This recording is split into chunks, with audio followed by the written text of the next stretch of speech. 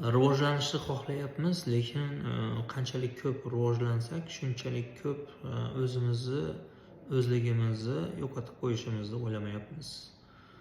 Bu vaqti bilan insonni hayoti davomida yuzaga keladigan narsa. Ya'ni bizni hali barchamiz sezamiz. Qancha ko'p rivojlansak, shuncha ko'p bizni samimiyligimiz yo'qoladi. Bu fakt. Chunki rivojlanish bu ko'proq vaqt sarflashni talab qiladi. Ko'proq vaqt sarflar ekanmizki, biz samimiyligimizni yo'qotamiz. Yaqinlarimizga vaqt topmaymiz. Qarindosh urug'ni unutamiz. Do'stlarimizga ham vaqt topmaymiz. Oilamizga faqatgina biz xuddi mehmonxonaga borgandek boradigan bo'lamiz. Chunki biz rivojlanyapmiz. Mana sizga rivojlanish. Aslida biz nimani xohlagan edik? Rivojlanish degani shunaqa bo'ladi. Hayot davomida ko'rib boraveramiz.